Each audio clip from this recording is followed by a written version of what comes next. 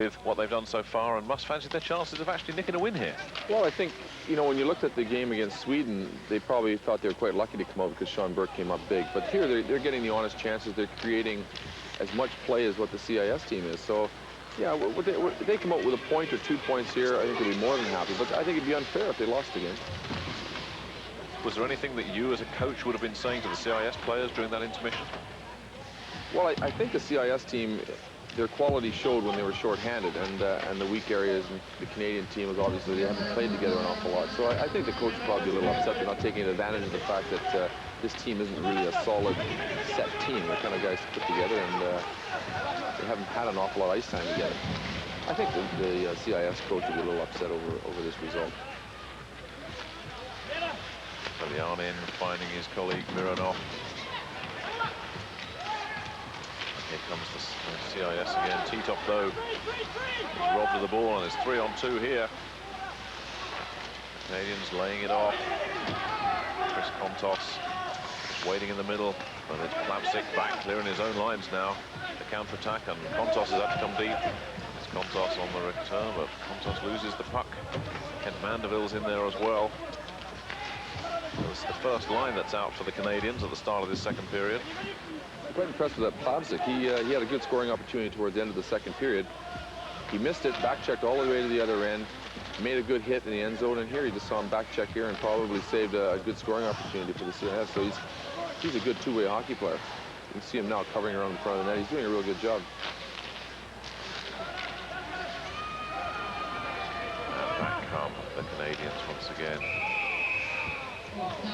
Offside. That was unfortunate because that was a very, very incisive break from the back from this youngster, Eric Lindros.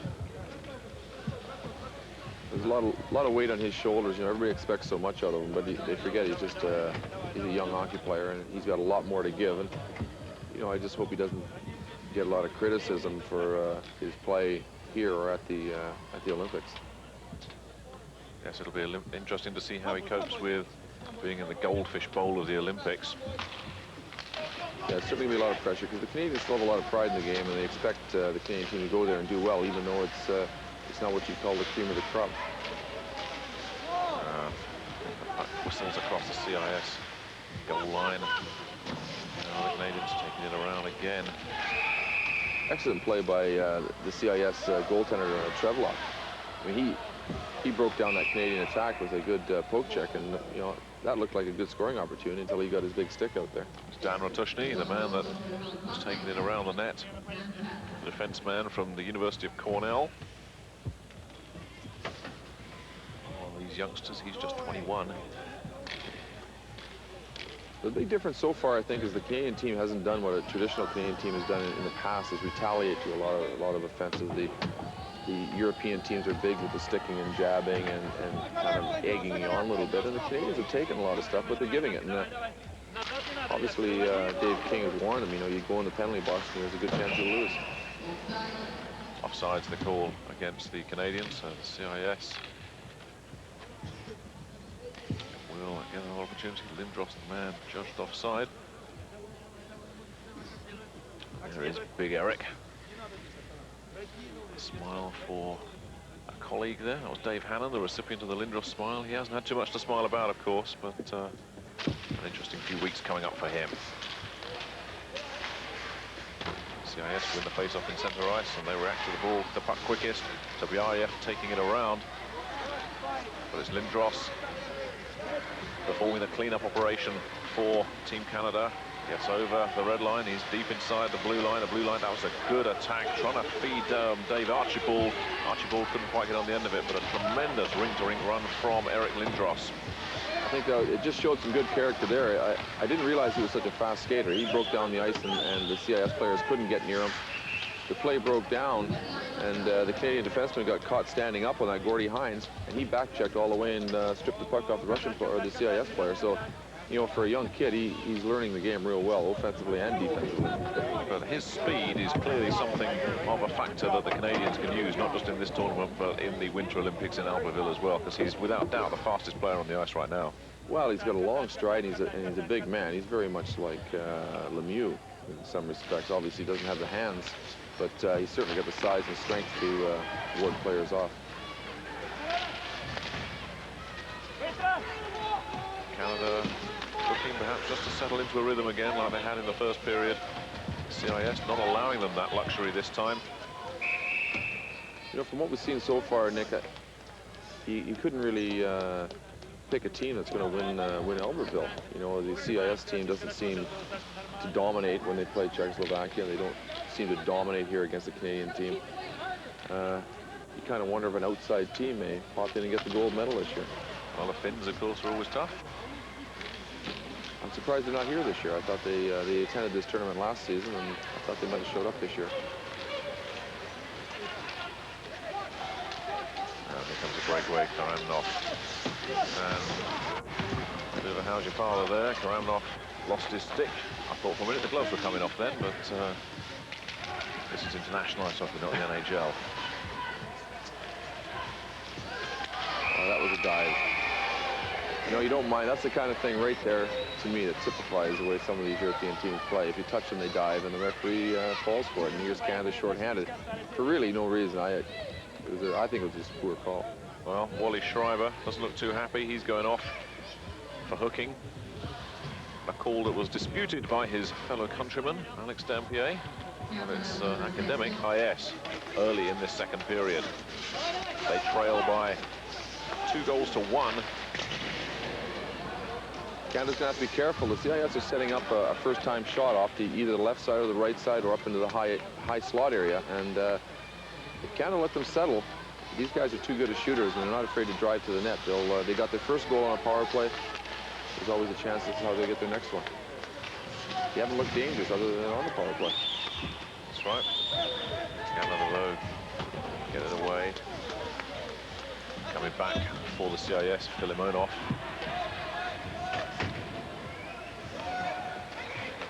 Well, it's good to see. If Canada have developed a good system for penalty killing, then you know, they'll stand a much better chance at Albertville and in the rest of this tournament, because they do draw penalties. It's just a unfortunate Canadian tradition.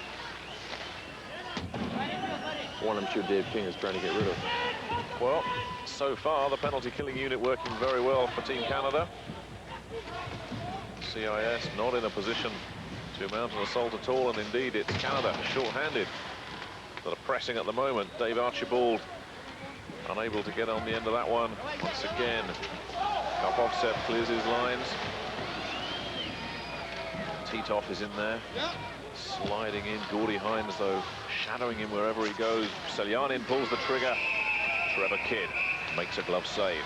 See, that's the danger of their power play.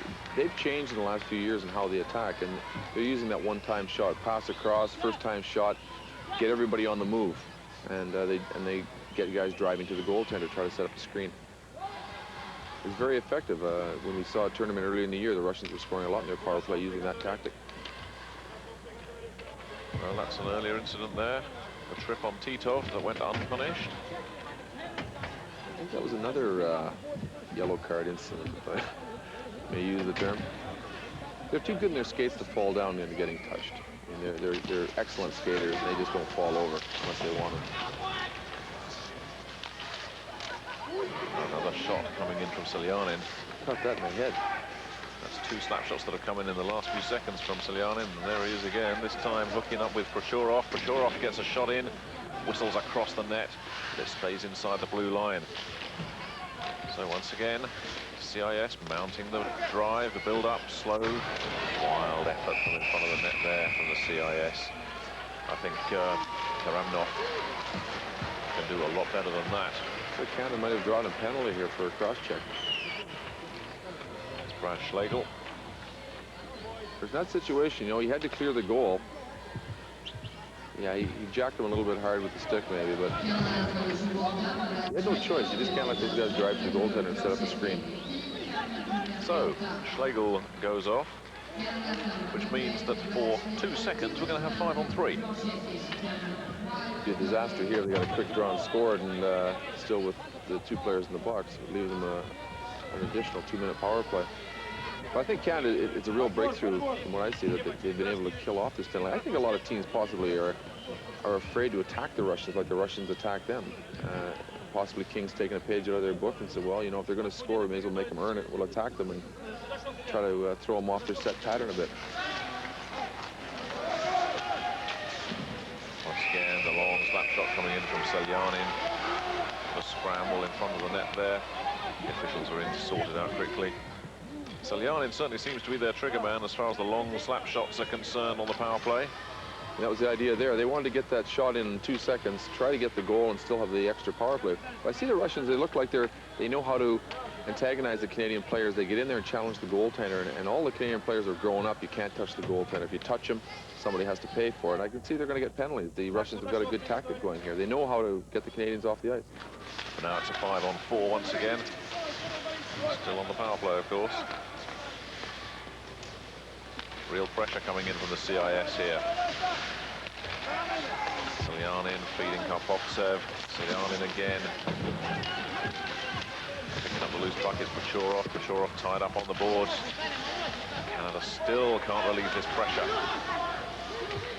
Notice the stick change there, Nick. One of the defensemen lost the stick, and the Canadian forward gave the defenseman the stick. He's the more important player to have one. That's good, smart thinking. Selyanin again with a long shot, and here he is again. Karpovtsev, he'll try one this time. Comes off the boards. Still the pressure stays on. Back he goes, Karpovtsev. What about a pass to Selyanin? No, he switches it. Goes the other side. Karamnov over there. See, Canada's forcing them a little bit more now. I think they'll have to, because they're just setting up that one-time shot, and they just, you know, eventually they're going to score. They just can't give them that much time to shoot.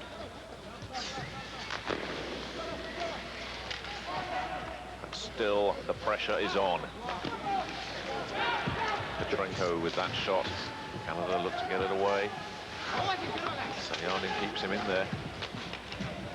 Kurt Giles made a big block there. He dropped off in front of that shot, and from that range, you could easily scored a goal.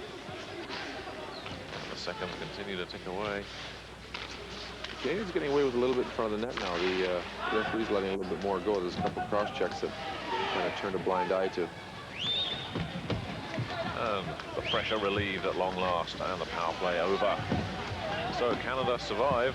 They continue to hold a 2-1 lead. Good effort, gang.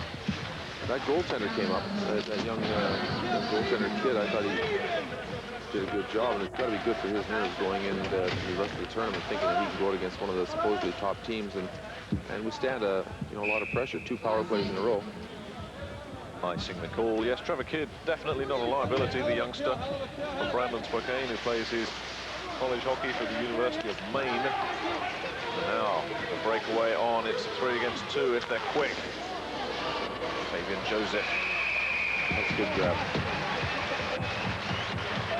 Fabian Joseph discovering just why Andrei Trefilov is rated as a very, very hot prospect indeed for CIS goaltending. It's been said, of course, that CIS don't have a goalie they can really rely on, but this young man, Andrei Trefilov, Dynamo Moscow, certainly seems to be fitting the bill at the moment. Well, that game against Czechoslovakia, you keep going back to that game, he stopped a lot of rubber, and he was under pressure a lot, and I think without him, the CIS would be in a bit of trouble. You know, in the background, Nick, you can hear Terry Crisp, used to be the coach of Calgary Flames. He's now working with Dave King. He's the real motivator. You can hear him yelling and roaring. He's the type of guy that gets on each player's case, and if you're not playing, he'll let you know. Inside the final 20 seconds of this second period, CIS looking for that equalizer. Still Team Canada hold firm, and it's Canada counter-attacking. Looking for Lindros. Lindros has got it. Snapshot comes in and whistles off the boards. And that'll do it for the end of the second period. So Canada's 1-goal advantage remains intact at the end of 2 periods. This game between the 2 top teams remains in Canada's favour. 2-1 over the CIS. And we'll be back for the 3rd period. You join us for the 3rd period in this game between Canada and the CIS. Both teams won their first match of this Swedish pre-Olympic ice hockey tournament. At the moment, it's Canada looking to make it 2 wins on the trot, unless the CIS can do something about that in the final 20 minutes. Nick Pauling with Alex Dampier, Globe Arena in Stockholm. Well, I think Canada probably went into the dressing room feeling quite relieved at the second period. They withstood a few penalties and looked good in their penalty killing. The goaltender played well, so they got to think they've got a pretty solid squad going into third, and they've got as many chances in the last two periods of scores that the Russians have, or the CIS have. So they've got to be confident, and I'm sure they're all pumped up for this one. Well, it's the oldest cliche in the book, I suppose, but a one-goal lead is never enough. Canada cannot sit back and rest on their laurels and hope that they can hold the CIS off. They've got to look to score another goal or two themselves as well here in this third period. Well, yeah, certainly the CIS team especially. You sit back and you're in trouble. I mean, you've got to attack them all the time. You have to keep on them, and keep playing the game that got you that 2-1 lead. I don't think there's any team now in the top European leagues or the international teams that you can sit back on. They all got a fair bit of offense, and you have to respect for that, especially the CIS team. So a face-off in the CIS in the rink. It looks like the Moscow-based team have managed to get it away, but not for long, and there's an offside, I think, there. This Lindros line is getting a lot of ice time, and they look like they've played together before. They're looking quite sharp. They did in the first game. We see Dave Archibald there. He's linked up with Eric Lindros on the left wing. Has played quite well. Well, they're playing tough, too, which is something your best lines don't always do, but they're showing up in the corners and showing up on the boards, and they're just playing a good, strong hockey game. Lindros and Archibald just nicks that one away, and he's earned maybe a penalty there against Dmitry Motkov.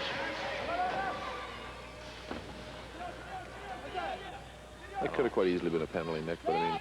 Dave Archibald certainly seemed to be tripped by us, as far as we saw it, but the officials saw it otherwise, so Motkov gets away with that one. Yazyin on the board, number 12 there, looking to find one of his teammates, and he does. And that's a great shot. That's Yakubov, Ravel Yakubov. Well, you know, we talked about it earlier.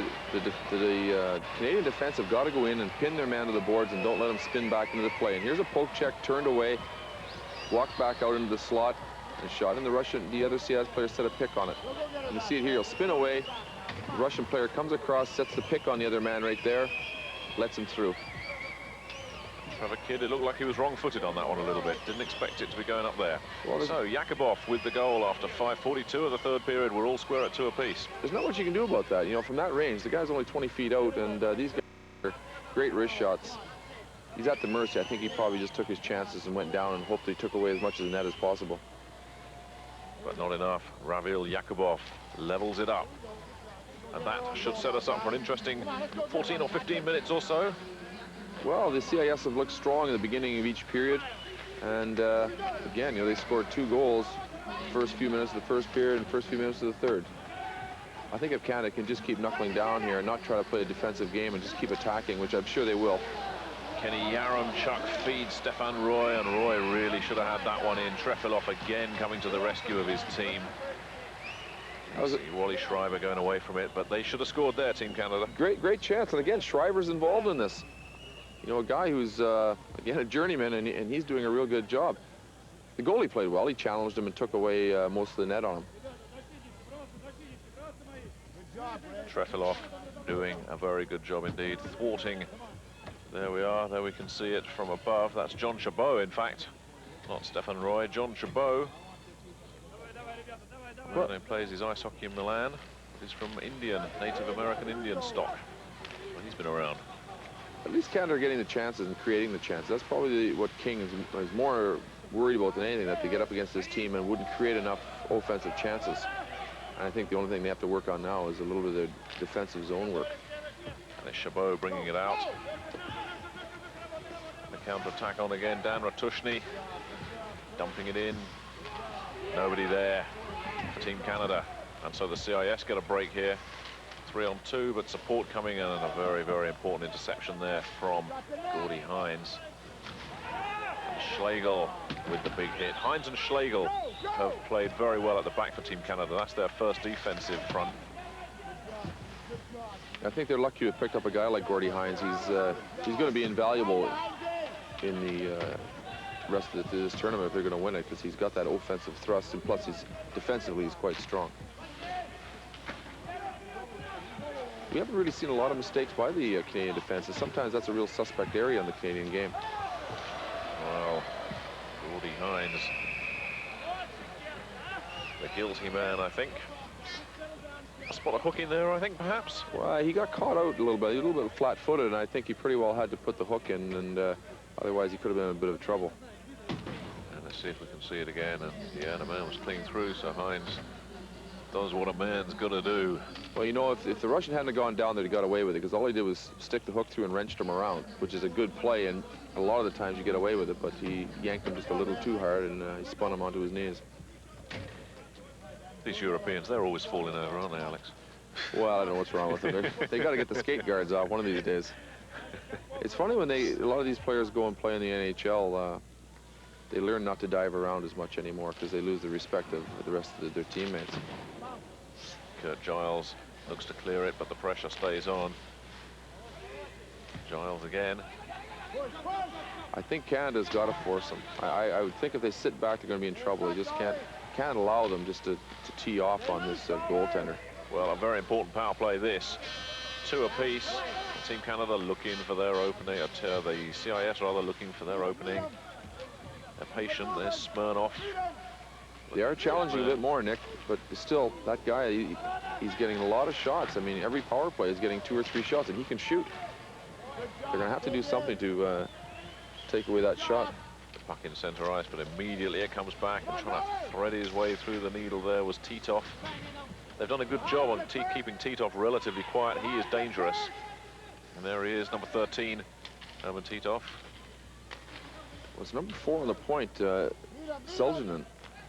I probably pronounce that more like a Finn, but he's the guy that's getting all the big shots, and they work to him all the time. They've got to start cheating out there a bit. There's Smirnoff looking for... In fact, they are. That man just out there is cheating towards number 4. He's trying to take away that shot. He's got to be on him quick. There it is, the shot coming in from Seljanin, to give him his proper pronunciation. Well, that's my Finlander coming out in this. Yeah, I don't speak Russian that well. However you pronounce it, he is dangerous with the slap shot, and here they are setting him up again. Seljanin, that one doesn't get through. There's a scramble in front of the net, and it's Kurt Giles cleaning up. And so the pressure goes off, but straight away it's coming back again. Trefilov, the goalie, out of his net. And the pressure stays on. Here's Seljanin with another opportunity, but again a patient build-up. Seljanin lets that one go. And a shot coming in, well saved by Trevor Kidd. But again, intense pressure, possibilities for Yazyin. Yazyin couldn't quite get what he wanted there from the puck. It just got away from him, and the break is on from Dave Archibald. And that shot from Brad Schlegel. Good try, Red. That was a good save.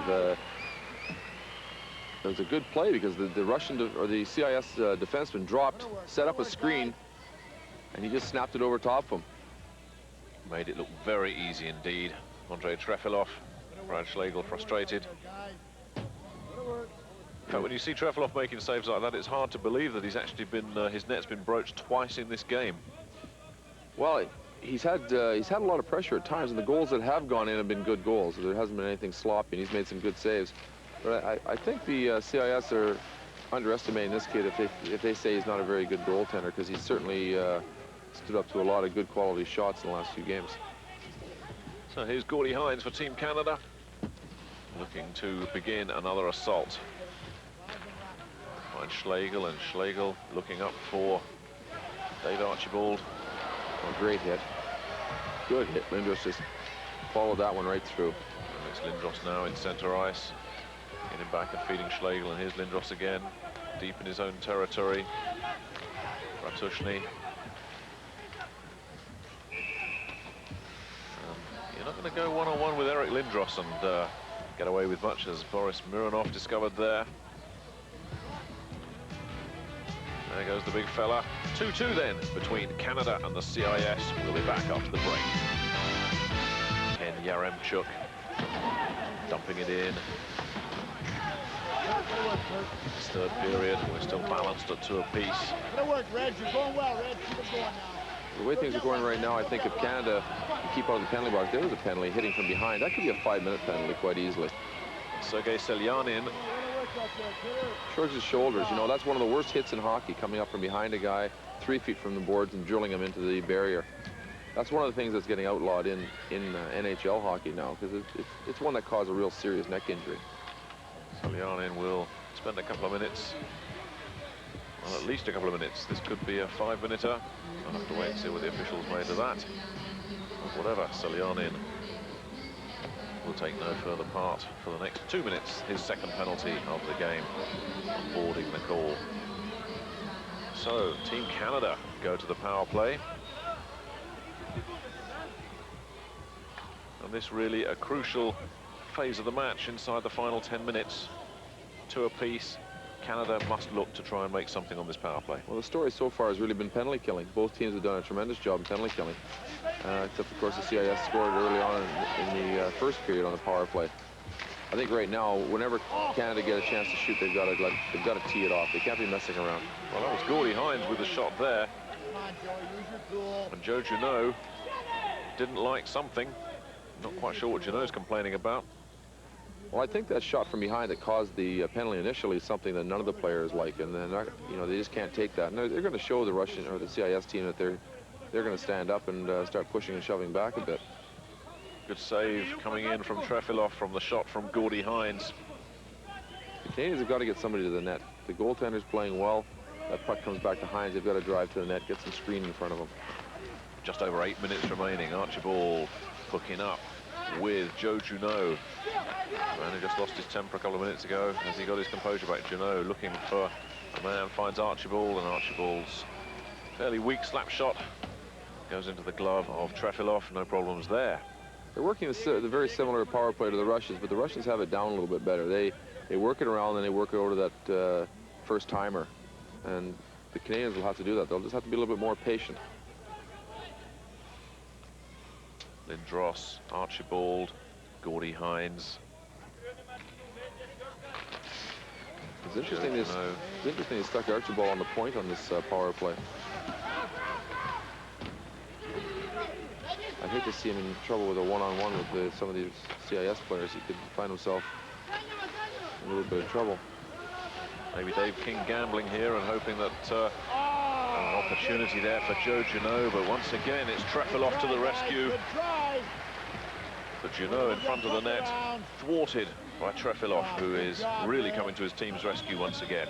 That was a good setup. They got a guy loose down at the bottom post, and goaltender stood his ground. Juneau took a lot of time as well there. Do you think Joe Juneau will be a little disappointed with his finish there? Well, maybe, but there was a CIS defenseman coming across from his left, and he had nowhere to go. All he could do was hope that the goaltender went down and he could put it upstairs, which he tried, but didn't get away with it. It was a good try. Dave Archibald, the point man. Place of Brad Schlegel. Now Archibald's got to go back and do a little bit of defending. Trevor Kidd takes it around behind his own net. Archibald will pick it up from there, and immediately you could see coming in there Kudyasov. But Team Canada bring it away, and they're over the blue line. Opportunity here for Lindros. The pressure stays on. Archibald. They're working the puck around well, but they still have to get those shots on net. They're making some passes, but they're not really penetrating. Stick interception there, but it's come back in. Archibald again. The CIS really forced the play. They pinch hard over on the boards and try to isolate one man.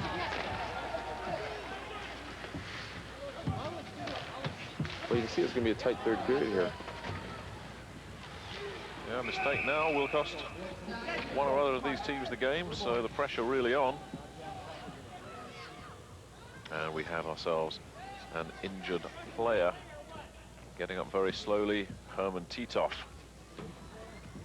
Titov looks like he may have taken a whack in the face. Yeah, a nosebleed there for Titov. I think Herman caught an elbow. He has had pressure all day. There's been somebody on Herman Titov's case the whole time. On that occasion, oh, he caught a stick. It was Patrick Lebeau doing the damage. I'm sure that was unintentional. And so Herman Titov will sit this one out. We'll have to wait and see how bad that is. That could be a break. Let's hope it's nothing more serious than just a nosebleed. You know, in the way they're calling it now, any high stick at all, if it draws blood, accidental or not, it's a 5-minute penalty. So Canada got off very lucky there. They didn't get a major penalty out of it.